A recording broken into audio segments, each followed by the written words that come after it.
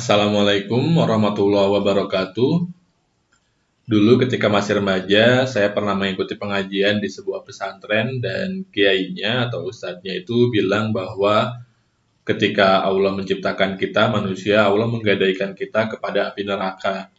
Sehingga perjalanan hidup kita adalah perjalanan untuk menebus kembali diri kita dari gadaian tersebut, sehingga ketika kita meninggal, kita bisa terbebas dari api neraka.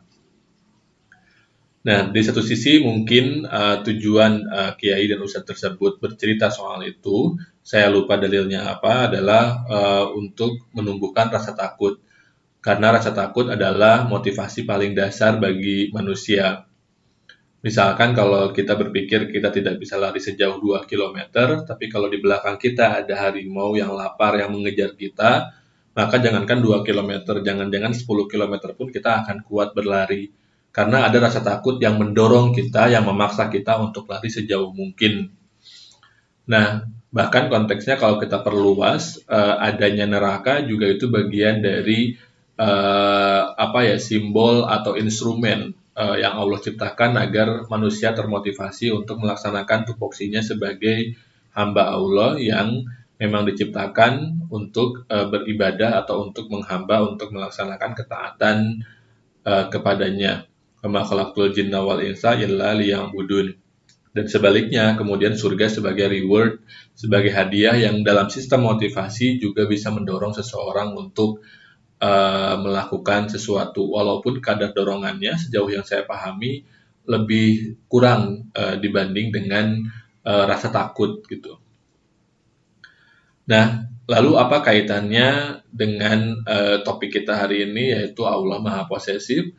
Nah, ketika si Ustadz tadi bilang bahwa Allah menggadaikan kita kepada api neraka, saya kemudian berpikir agak tidak nyaman dengan gagasan itu dan berpikir bahwa loh kok Allah jahat banget ya. Allah yang menciptakan kita, tapi Allah kemudian menggadaikan kita kepada api neraka. Ini ibaratnya kita beli mainan hanya demi mainan itu kemudian kita bakar gitu. Nah, apakah Allah sejahat itu? Saya berpikir.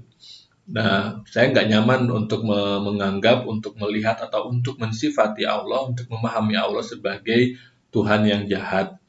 Maka kemudian saya mencari jawaban lain, mencari gagasan lain bahwa Allah tidak jahat. Allah adalah Tuhan yang justru malah menurut saya Tuhan yang posesif, yang Allah tahu kita tidak mampu untuk melaksanakan perintahnya secara penuh, secara optimal, maka Allah mendesain suatu sistem di mana kebaikan kecil yang kita lakukan berpahala besar, bahkan hanya dengan niatnya saja, tapi semua potensi dosa yang kita lakukan kemudian diperkecil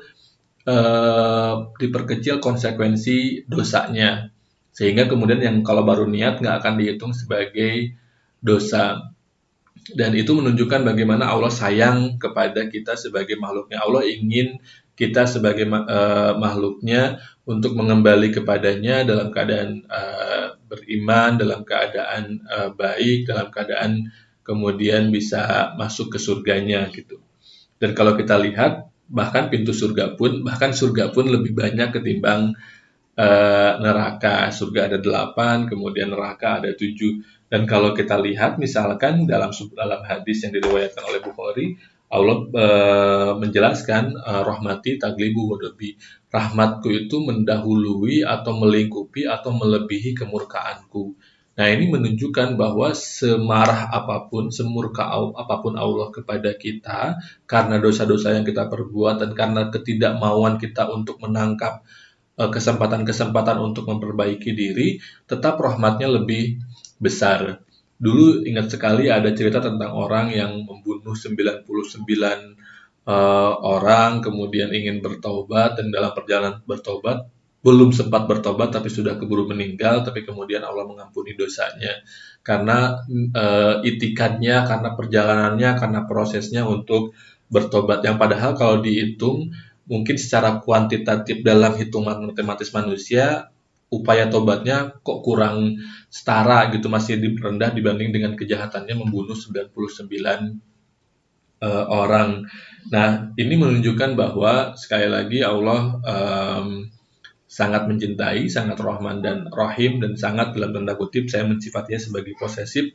Allah tidak ingin kita terjebak kepada kesalahan, tidak ingin kita jatuh kepada jurang neraka, katakanlah seperti itu, karena dosa-dosa kita, sehingga beliau membuat sebuah sistem di mana potensi kita untuk memperbaiki diri itu sangat mudah sekali, potensi kita untuk menghapus dosa-dosa kita itu sangat mudah sekali.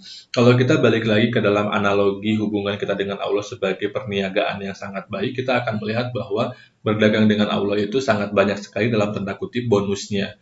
Bonusnya itu sangat dihambur-hamburkan, sangat dalam tanda kutip sangat banyak, sangat melimpah, sehingga seminus apapun kita defisit karena dosa kita, peluang kita untuk bisa bisa memperbaiki rekening pahala kita itu menjadi sangat sangat besar gitu. Dan misalkan contohnya di dalam Mukhtarul Hadis, salah satu contoh aja di antara banyak contoh lain, misalkan ketika Rasulullah bercerita, atani ati min rabbi fa akhbaroni, malaikat Jibril datang kepada Kanjeng Nabi Muhammad, kemudian menyampaikan bahwa annahu man mata min ummati la yusyrik billah syai'an dakhalal jannah. Jadi kalau ada orang yang meninggal dalam keadaan beriman, maka pasti akan masuk surga walaupun dia berdosa gitu. Fakultu wa in zana wa in saraku, walaupun dia berdosa besar, tetap dia akan masuk surga, dan itu menunjukkan betapa kasih sayang Allah jauh lebih luas ketimbang kemurkaannya. Belum lagi konsep syafaatul uzmanya Rasulullah yang membuat membuat peluang kita untuk masuk surga juga sedemikian besar. Nah, bahwa rasa takut akan konsekuensi dari dosa itu perlu kita tumbuhkan, penting, iya, tetapi juga kita mesti sadar kita misalnya tidak boleh melihat Allah sebagai Tuhan yang seolah-olah ingin mencelakakan kita gitu. Allah justru malah adalah Tuhan yang Rahman dan Rahim, yang kasih sayangnya lebih luas ketimbang kemurkaannya, yang membuat kita sebetulnya terjaga gitu, karena peluang untuk kita kembali ke rumah dengan selamat itu sangat dibuka lebar, tinggal kitanya mau atau enggak. Itu saja untuk episode kali ini, semoga ada manfaatnya. Wallahu muwaffiq ila aqwamit thoriq. Wassalamualaikum warahmatullahi wabarakatuh.